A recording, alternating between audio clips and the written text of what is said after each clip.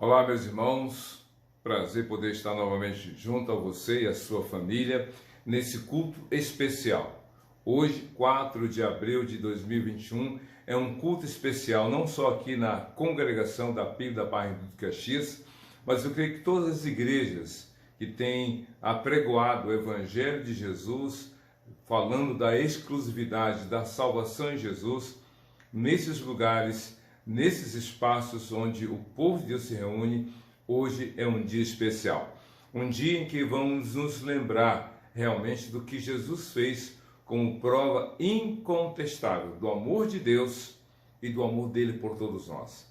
Nós vamos estar aqui falando sobre a Páscoa, sobre a demonstração extraordinária, única e exclusiva e irrepetível do amor de Deus por nós em Cristo Jesus. A mensagem é muito clara, por isso nós vamos celebrar nesta ocasião, neste culto, falando sobre a Páscoa de Jesus e também celebrando a ceia do Senhor. Será realmente um dia muito maravilhoso. Não podemos dizer que será um dia, digamos assim, festivo, jubilante, como que nos esquecendo da pandemia, dos seus efeitos, das suas consequências na vida de muitas pessoas, famílias, organizações, empresas, instituições, no estado do Rio, no Brasil e no mundo.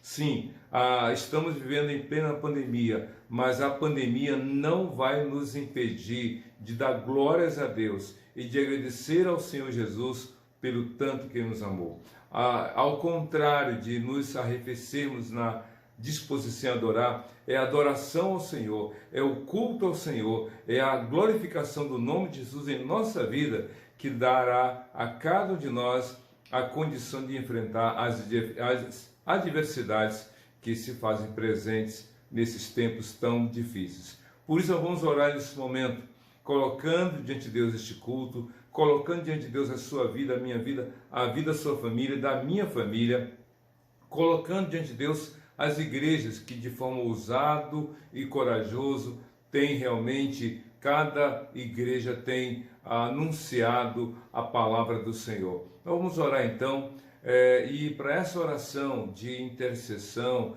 para essa oração de súplica ao Senhor, eu quero aqui me lembrar do texto que eu gosto muito, o Salmo 30, versículo 5, diz assim: o choro pode durar a noite inteira, mas a alegria vem pela manhã. Isso nos faz lembrar daquela noite tão difícil, quando se concluía o dia de sexta-feira, aproximando-se o sábado, Cristo morrendo na cruz, tirar o seu corpo, o colocaram no sepulcro, e naquela noite, iniciando o sábado, e passando todo aquele sábado, das 18 horas de sexta até as 18 horas de sábado, no primeiro dia da semana, 3 dias de sua morte, pela manhã, quando as mulheres foram ao sepulcro, viram o túmulo aberto e viram lá o linho que cobriu o corpo de Jesus, mas não encontraram o corpo porque ouviram dos anjos.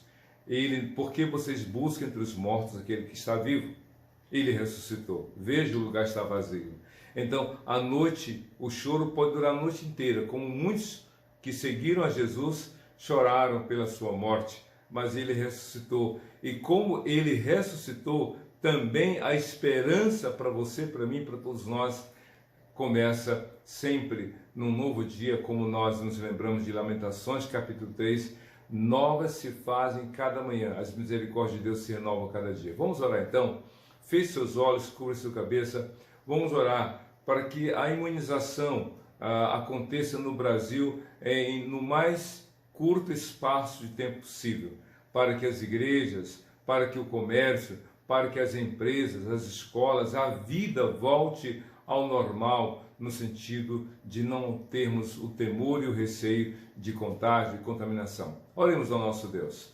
Deus de amor, de graça e bondade, neste primeiro dia de abril, quando estamos celebrando este culto ao Senhor, onde vamos nos recordar da expressão maior do Teu amor por nós, em Cristo Jesus, que deu a vida dele por nós, nesse dia em que vamos celebrar a ceia do Senhor, ó Deus, clamamos, intensamente clamamos, para que tu tenhas compaixão do Brasil. São milhares de vidas já, ó Deus, ceifadas pela Covid, são milhões de vidas internadas nos hospitais, muitos contaminados, ó Deus, doentes em casa, são pessoas que estão sofrendo o luto, a partida, a separação abrupta pela morte provocada pela Covid. Console, ó Deus, console os enlutados, confortes, ó Deus, cada coração sofrido pela perda do seu ente querido. Mas, ó Deus, traga esperança, ó Deus, ao coração dessas pessoas, que elas busquem ao Senhor de todo o seu coração, que essa noite que tem durado tantos dias, semanas, meses e até ano, ó Deus, tenha um novo começo com a esperança de Jesus em seus corações. E abençoa no culto nesta manhã. É o que nós pedimos e já te agradecemos em nome de Jesus. Amém e amém. Nós vamos ter agora uma participação musical, uma mensagem, uma música que será uma forma de Deus preparar o seu coração para a palavra dele. Antes, porém, eu quero aqui passar para você as informações bancárias, para você que é membro da Pio da Barra em Caxias, entregue a oferta, entregue o seu dízimo, para que possamos realmente realizar a obra do Senhor. A agência, ou melhor, Banco Itaú, agência 9165, conta corrente 26152, dígito 1, e chave Pix, prclarkbarros@gmail.com. Entregue o seu dízimo, entregue a sua oferta e some conosco para Deus multiplicar aquilo que Ele coloca, o que as pessoas colocam no altar do Senhor. Que Deus abençoe você, ouça essa música e diga: Deus, prepara o meu coração para a palavra que vou ouvir e para a celebração da ceia em seguida. Deus te abençoe.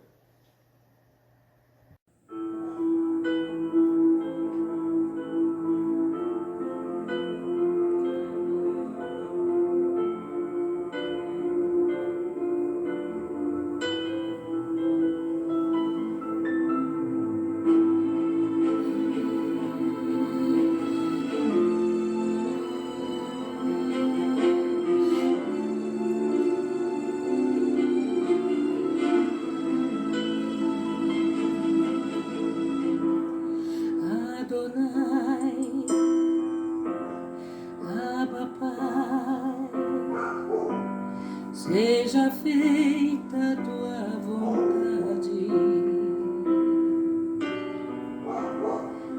Adonai, Abba Pai.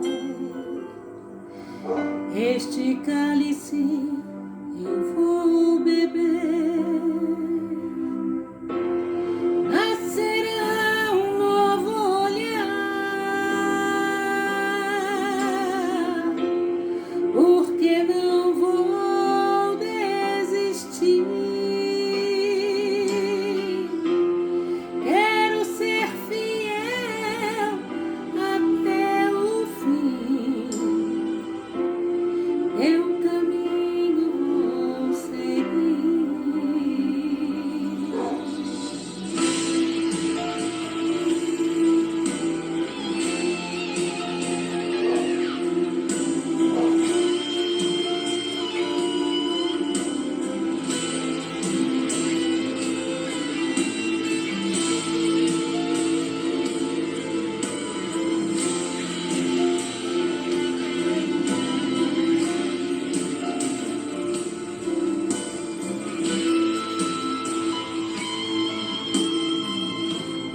Adonai, Abba Pai, seja feita a tua vontade.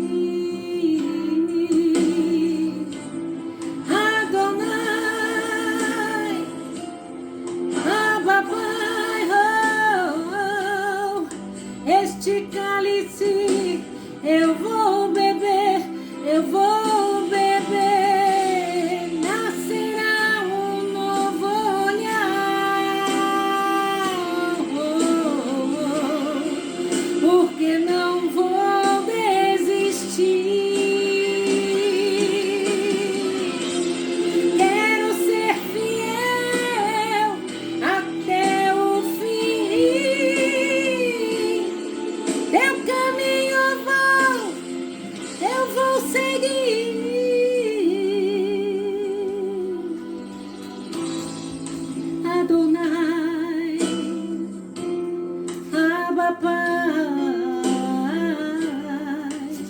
seja feita a tua vontade.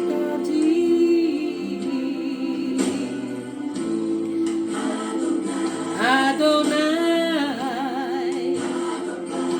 oh, oh, este cálice eu vou beber. Adonai, Abba Pai, seja feita a tua vontade. Adonai, oh Adonai, Abba Pai, este cálice eu vou beber. Amém. Glória a Deus. Muito bem, então vamos ler o texto de João capítulo 15, versículo 13. Apenas esse versículo. O tema da nossa mensagem hoje é: não há amor maior. Não há amor maior. Textualmente, assim diz a palavra de Deus, as palavras de Jesus registradas por João. Ninguém tem maior amor do que aquele que dá a sua vida pelos seus amigos. É um texto pequeno, vou repetir. Ninguém tem maior amor do que aquele que dá a sua vida pelos seus amigos. Jesus está falando sobre si mesmo.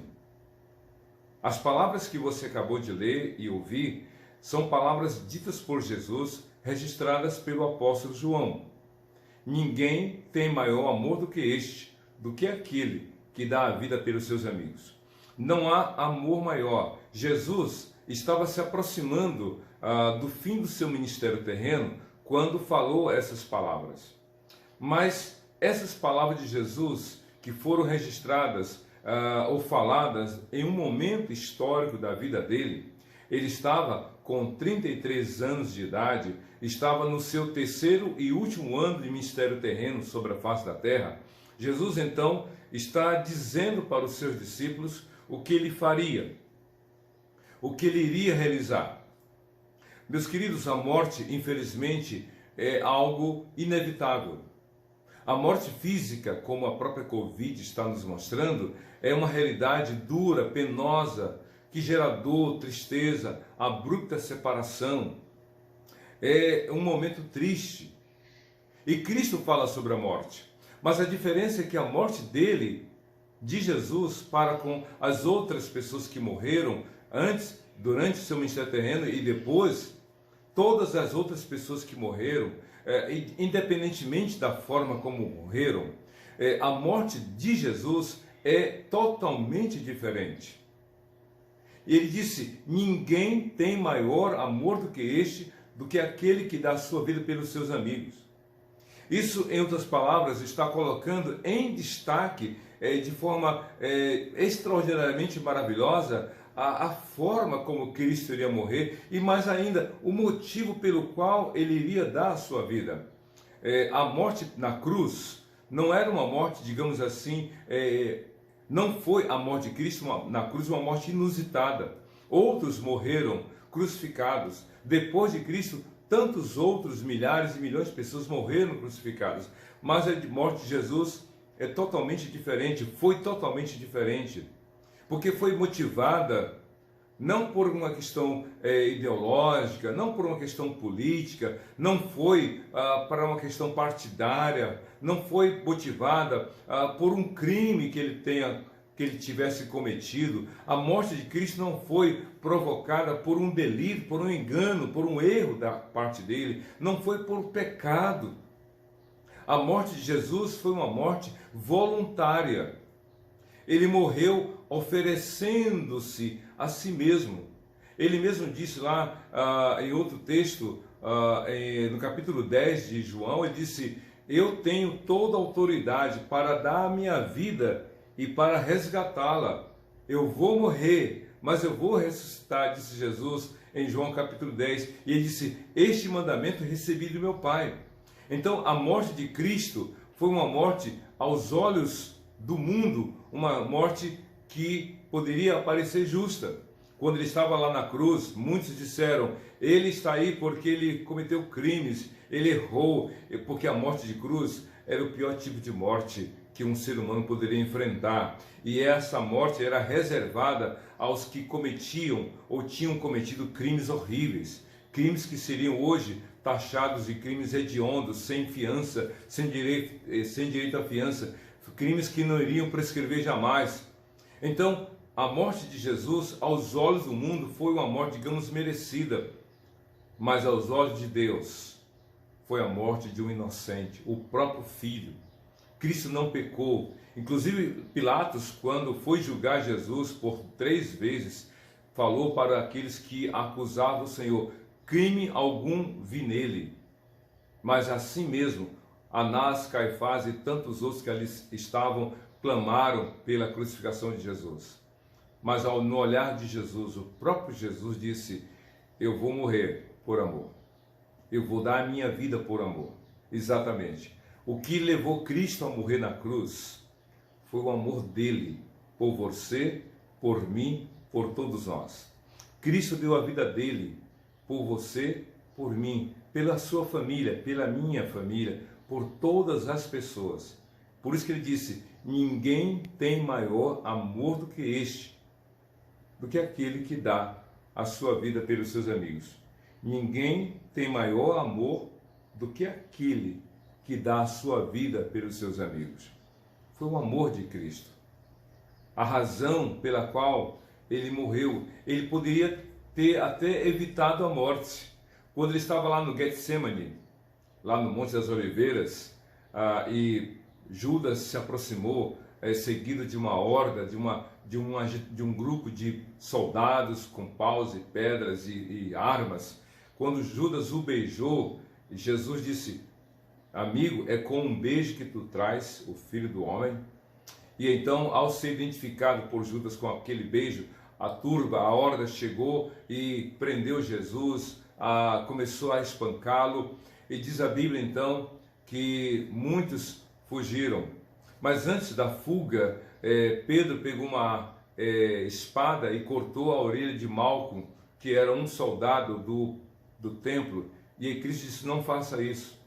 Vocês não sabem que eu poderia pedir ao meu Pai e ele mandaria mais de 12 legiões de anjos? Meu querido, um anjo foi capaz de destruir e de eliminar 180 mil soldados assírios.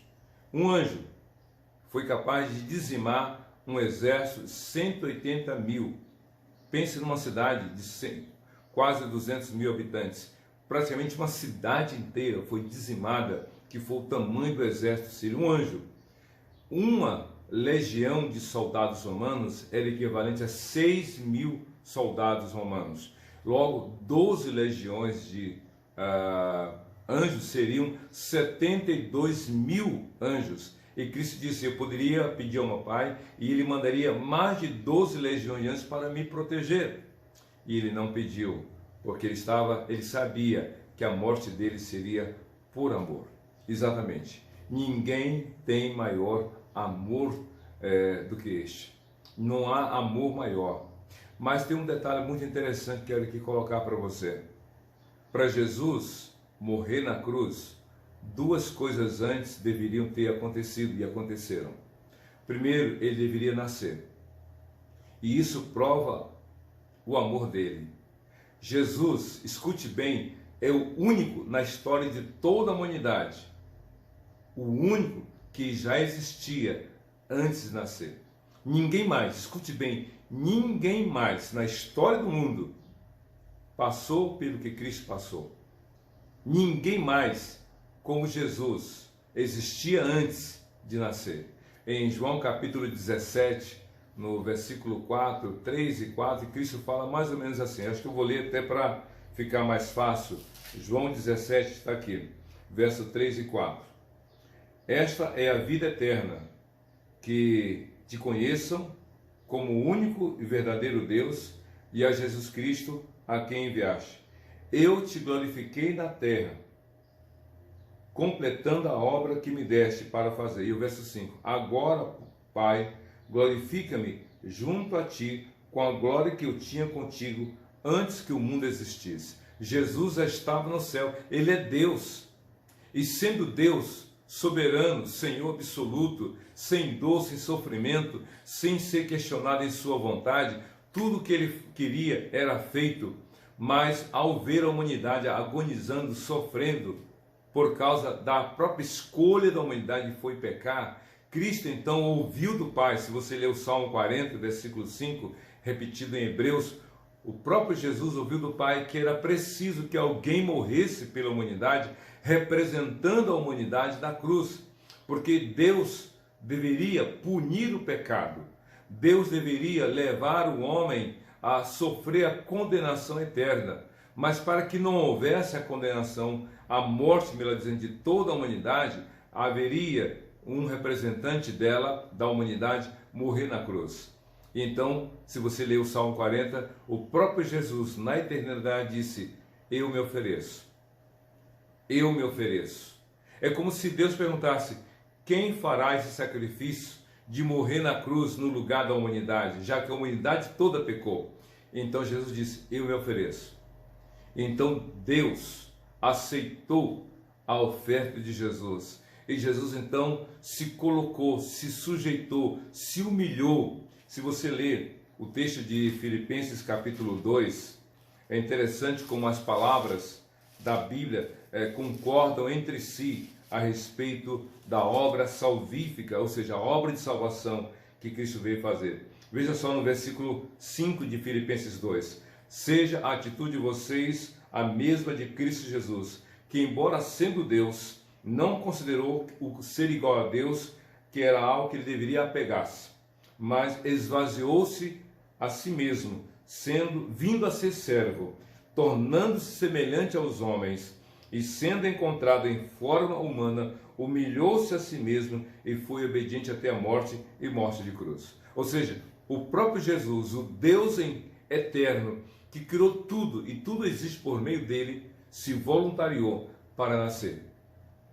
Há mais de 2000 anos atrás, lá em Belém, numa humilde cidade, Jesus nasceu e Maria e José, seus pais, ela o colocou numa manjedoura coberta por panos, e ali, naquela manjedoura, envolto em panos, Jesus, um bebê recém-nascido, foi contemplado, foi visto pelos pastores que em primeira mão ouviram do anjo o anúncio do nascimento. Hoje nasceu para vocês o Salvador, que é Cristo Senhor.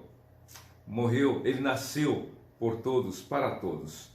E 2 anos depois, os magos que vieram do Oriente foram à casa, ainda em Belém, para ver Jesus. E aí viram um bebê com menos de 2 anos de idade e se ajoelharam, o adoraram, oferecendo a ele, a Maria, ouro, incenso, mirra. Esses 3 elementos que, de alguma forma, simbolizavam o reconhecimento daqueles magos, que Jesus é rei. Segundo, que Jesus é sacerdote. E terceiro, que Jesus iria morrer na cruz. Então, para ele dar a sua vida por amor a você e a mim, teve que nascer. Mas outra coisa interessante é que a segunda coisa que deveria acontecer para Cristo morrer era a sua vida. Jesus nasceu e a Bíblia registra alguns aspectos até o seu 8º ano de vida, e depois de sua apresentação e circuncisão lá no templo, a Bíblia dá um salto e faz referência aos 12 anos de Jesus, quando ele se afasta dos seus pais e quando após 3 dias ele é encontrado no templo falando com os doutores da lei. E Jesus, quando questionado por Maria, por José, disse: olha, eu estava aqui na casa do meu pai falando das coisas concernentes a meu pai, se referindo ao próprio Deus, porque Jesus, embora sendo Deus, na condição humana se sujeitou como de fato ele é, filho de Deus. Ele viveu, e diz a Bíblia que com 30 anos Jesus foi batizado por João. Quando João estava batizando ali no Rio Jordão, Cristo se aproximou, e eu acho linda aquela cena. Vamos imaginar eu sendo João Batista, à minha frente aquela multidão de pessoas curiosas, alguns sendo batizados. De repente, vamos supor, à minha esquerda vem Jesus caminhando, e aí eu faria como João fez, que disse: olhem para Jesus. eis o Cordeiro de Deus que tira o pecado do mundo. Jesus, com 30 anos de idade, foi batizado e com 30 anos de idade iniciou o seu ministério terreno. E por que aos 30 anos? Porque ninguém seria reconhecido como autoridade se começasse a ter uma vida pública e a pregoar seus ensinos e mensagens com menos de 30 anos. Não seria, garoto, volta para casa, você é muito novo. Cristo esperou, soube aguardar. E interessante, quando ele foi batizado, a Bíblia diz que o Espírito Santo veio em forma de pomba, pousou sobre a sua cabeça, os céus se abriram e foi dita a palavra de Deus que disse: este é meu filho amado, que me dá muita alegria. Ou seja, durante 30 anos, Cristo teve quase que uma vida anônima, sem muita divulgação. Mas mesmo no anonimato, Jesus viveu sem cometer pecado, dando honras e glórias ao Senhor. Passou pela primeira e segunda infâncias, passou pela adolescência, dos 12 aos 30 anos, foram 18 anos de juventude, sem que ninguém soubesse. Mas aos olhos de Deus, Jesus estava vivendo na íntegra, sendo fiel ao propósito de Deus, nunca saiu mentira da sua boca, nunca ele cometeu nenhum pecado, como diz Hebreus capítulo 4, ou capítulo 4, versículo 15, porque ele, embora em tudo foi tentado, mas sem pecado. Ele não pecou nenhuma vez, sofreu tudo, mas não pecou. E durante 3 anos, Jesus foi provado, testado. O diabo o tentou por 40 dias no deserto, tentando na necessidade imediata, a fome, tentando no aplauso do mundo, a glória do mundo, tentando, colocando em dúvida a palavra de Deus, se jogando, ou para se jogar do alto do templo para baixo. Ele suportou tudo. Ele foi tentado por homens, por mulheres, ele foi tentado por autoridades judaicas, os religiosos de sua época, foi testado em tudo, porque se ele cometesse isto, né, sabe aquele memezinho do Facebook, falta isso para eu fazer alguma coisa? Pois é, Jesus muitas vezes tentado de forma terrível, mas ele não pecou, sabe por quê? Estava pensando em você, pensando em mim, pensando em nós. Quantas vezes a gente, na vida egoísta, sem se preocupar com o próximo, sem se preocupar com a família, sem se preocupar com outras pessoas, a gente erra, a gente falha, é isso mesmo, a vida é minha, estou pagando, estou nem aí para quem concorde ou não, eu quero fazer, eu quero ser feliz do meu jeito aqui agora, não me importa o passado, não me importa o futuro. Pois é, Jesus não, por amor a você, por amor a mim, ele viveu sem pecado, perfeito no seu viver. E lá na cruz, escute bem, lá na cruz, ele também foi testado. Ele ouviu risos, zombarias, deboches. As pessoas diziam assim: esse aí está aí porque errou. Ou, percebendo as pessoas de que estava ali sofrendo injustamente, alguns diziam: salvou a tantos porque não se salva. Curou cegos, coxos ou aleijados, fez surdo ouvir, fez cego ver, ressuscitou tantos. Por que ele não sai da cruz? Ou alguns disseram: sai daí para que criamos. O diabo estava por trás de todo esse processo de tentação, desde o nascimento de Jesus. Herodes tentou matá-lo, matando todas as crianças abaixo de 2 anos de idade. Cristo escapou. Foi testado, foi provado, tentaram empurrar Cristo de um precipício, de acordo com Lucas capítulo 4, Deus impediu. Ele foi provado, tentaram matá-lo de várias maneiras, e Cristo ali foi só no momento certo que ele morreu. E ao dar a sua vida agonizando ali na cruz, ele estava fazendo isso por amor. Mas interessante que se o diabo não conseguiu impedir que Cristo nascesse, se o diabo não impediu que Cristo vivesse nesta terra sem cometer pecados, ele não conseguiu impedir, então o diabo quis impedir que Cristo morresse na cruz. Sabe por quê? Porque o diabo sabia, e aqueles que o seguiam também sabiam, se Cristo morresse na cruz sem pecado, ele estaria oferecendo para Deus o sacrifício perfeito no nosso lugar. Por isso que o diabo quis impedir que ele fosse à cruz.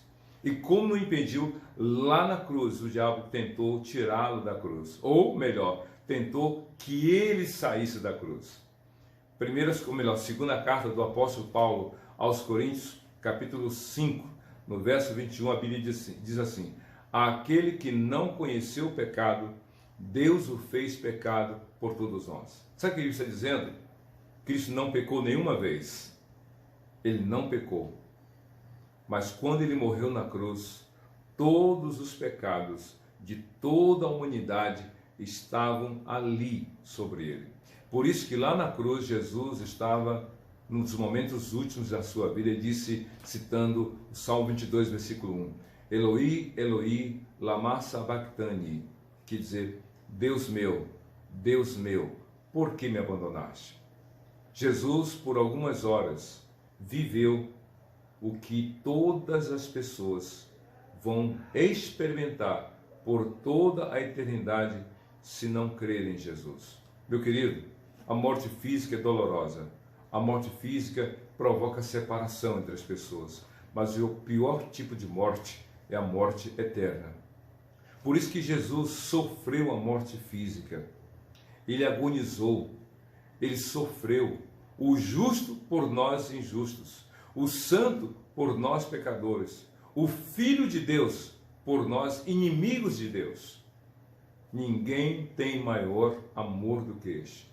A Páscoa, portanto, é a celebração da paixão de Cristo. Na minha adolescência, eu achava que a palavra paixão fosse tipo o amor entre uma mulher e um homem, entre um jovem e uma jovem. Sabe aquela coisa, eu estou apaixonada, diz a garota para um rapaz, ou estou apaixonado, diz o rapaz em relação à garota, mas não é isso. A palavra paixão, no sentido literal do termo, quer dizer sofrimento.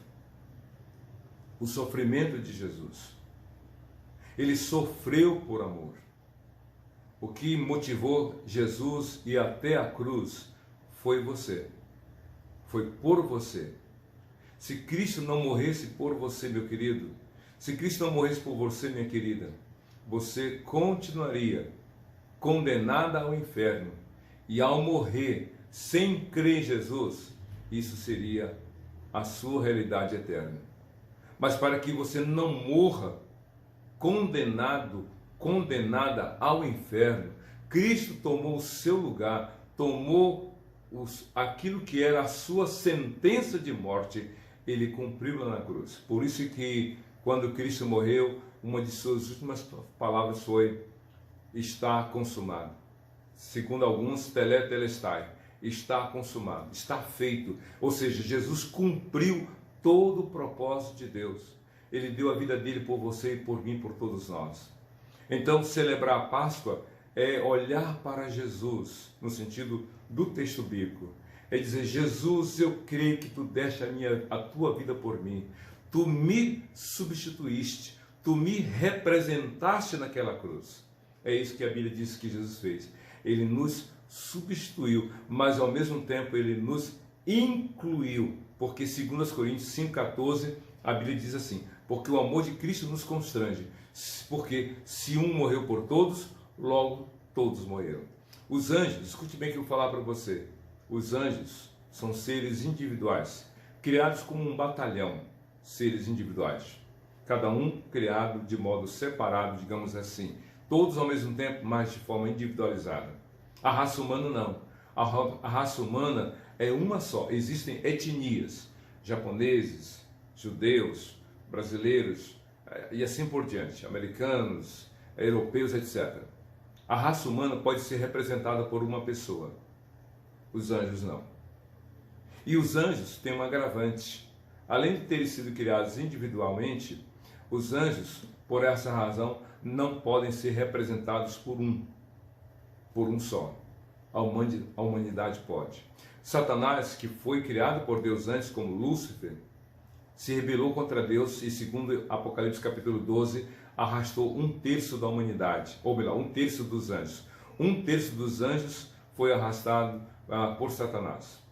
E esses anjos caídos, que desprezaram a glória de Deus e seguiram a Satanás, são irrecuperáveis, nunca vão se arrepender dos seus erros e pecados e estão para sempre condenados. Por isso que o diabo tentou impedir que Cristo fosse à cruz. E vendo Cristo na cruz, tentou tirá-lo e não conseguiu. Por quê? por amor a você, por amor a mim, a todos nós, Cristo morreu na cruz.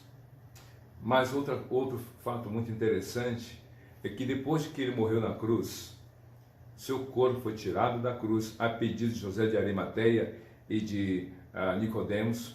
José de Arimateia preparou junto com Nicodemos o corpo de Jesus e colocou o corpo de Jesus num sepulcro comprado por José de Arimateia, sem ter sido usado por ninguém antes. E então colocaram o corpo de Jesus ali e foi rolada uma pedra. Alguns dizem que a pedra era grande e pesada, talvez com 2 toneladas de peso, 2.000 quilos. E aí diz a Bíblia que foram 3 dias em que Cristo ali permaneceu. Ele morreu numa sexta, passou o sábado, segundo dia, e no terceiro dia, ao terceiro dia, ele ressuscitou. O diabo, já que não pôde impedir o nascimento de Jesus, não pôde impedir o ministério terreno de Jesus, não pôde impedir a morte de Jesus, então o diabo tentou impedir a ressurreição de Jesus. Isso mesmo, ele tentou. A Bíblia diz que Anás e Caifás pediram a Pilatos que colocassem um selo naquela pedra para que ninguém violasse aquele túmulo.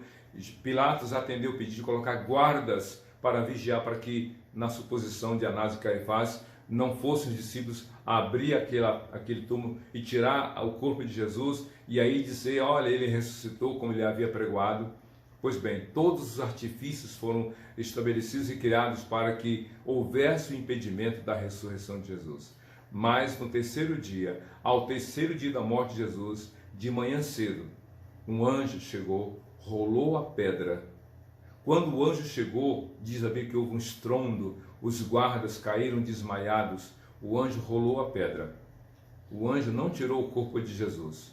Ao contrário, Jesus ressuscitou. A Bíblia diz que quando Madalena e outras pessoas foram, como Pedro e João viram, os lençóis que tinham coberto o corpo de Jesus estavam no mesmo lugar, como um casulo, só que vazio. O lenço que cobriu o corpo de Jesus estava dobrado em outro lugar daquele túmulo.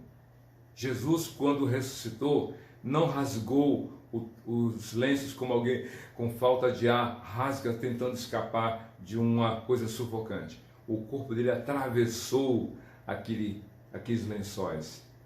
E quando Maria então o viu, tentou agarrá-lo, mas Cristo estava ressurreto. Ele apareceu aos 10, no domingo seguinte. Tomé que havia dito, se eu não ver o corpo dele, se eu não ver os buracos, se eu não colocar o dedo nos buracos e a mão no lugar, eu não vou crer que ele ressuscitou. 8 dias depois, estão lá os 11, incluindo Tomé. Quando Cristo atravessa aquelas paredes e se encontra que estava tudo trancado, dirige-se a Tomé e diz, Tomé, não sejas incrédulo, mas seja crente.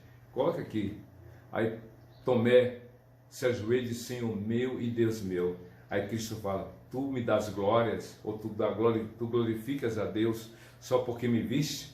Dentre as que não viram e creram. Meu querido, você e eu somos mais bem-aventurados, mais felizes que Tomé. Nós não estávamos lá, mas nós cremos que ele ressuscitou. A Páscoa, portanto, é esta mensagem completa do nascimento, da vida, da morte e da ressurreição de Jesus. Mas tudo por amor. Um morto não fala, um morto não pode fazer nada pelos vivos. Se Cristo tivesse permanecido morto lá naquele túmulo, o seu corpo, talvez hoje muitas filas iriam acontecer, peregrinações para ver os restos mortais de Jesus. Não. A manjedoura está vazia, porque ele nasceu, foi ali posto, mas depois ele saiu. A cruz está vazia, porque ele morreu. O seu corpo foi tirado da cruz e colocado no túmulo. O túmulo está vazio, porque ao terceiro dia ele ressuscitou, está vivo. E hoje, nesse dia 4 de abril de 2021, Jesus pode ouvir a sua oração, pode ouvir a sua súplica de arrependimento, a sua confissão dos seus pecados, da sua incredulidade e dizer, Jesus, eu me arrependo dos seus pecados, eu quero crer em Ti, que Tu nasceste, viveste e morreste por mim, levando sobre si todos os meus pecados, e ao terceiro dia Tu ressuscitaste para me dar vida. Eu quero ser salvo no Teu nome, Jesus. Ninguém tem maior amor do que aquele que dá a vida pelos seus amigos. Jesus chama você de amigo dele, de amiga dele, porque ele morreu por você. A questão toda é você crer nele. É você falar para ele: Jesus, eu quero crer em ti. Nós vamos orar agora e eu quero convidá-lo a celebrar a Páscoa conforme a Bíblia ensina. Não com ovo de Páscoa, nem com coelho de Páscoa, mas com a mensagem do Evangelho clara, bem direta. Ele nasceu, ele viveu, ele morreu, ele ressuscitou por amor a você, por amor à sua vida. A questão toda, você quer crer nele?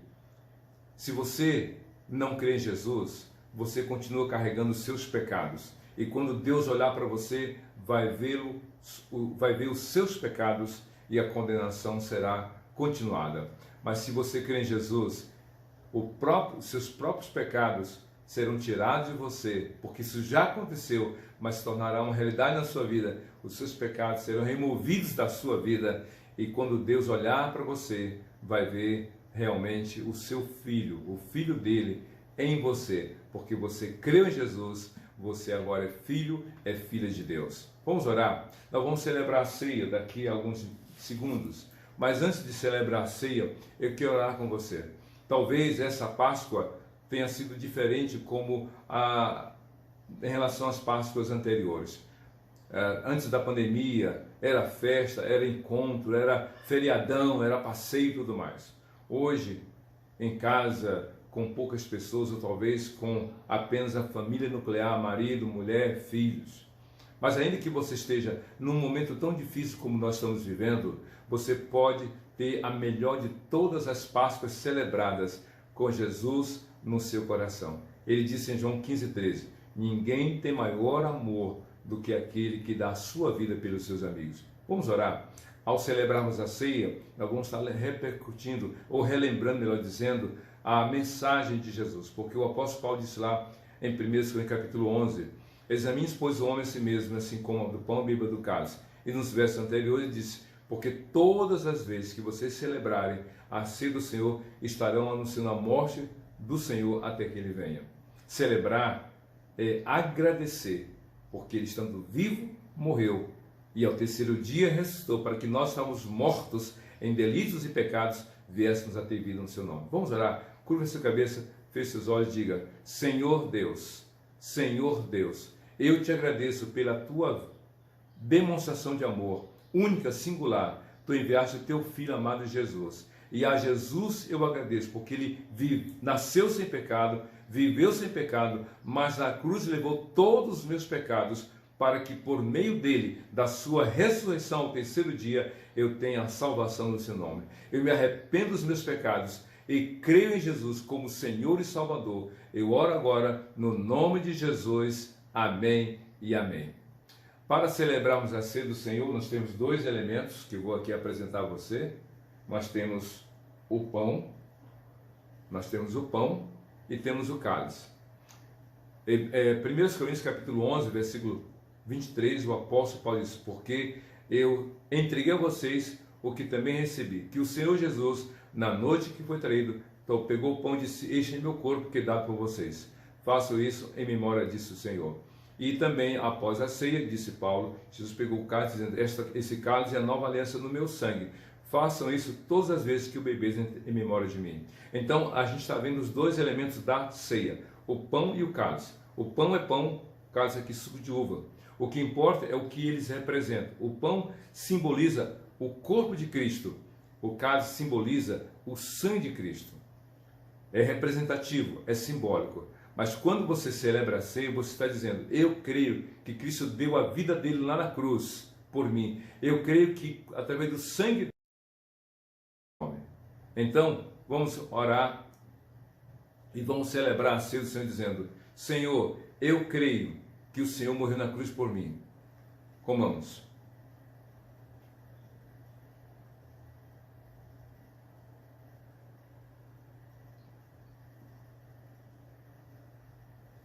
E você pode dizer, Senhor, eu creio que o Senhor deu o seu sangue na cruz por mim. Eu creio. Bebamos. Que Deus o abençoe e que você tenha uma vida feliz com Jesus. Senhor e Salvador de todo aquele que nele crê, hoje e para todos sempre.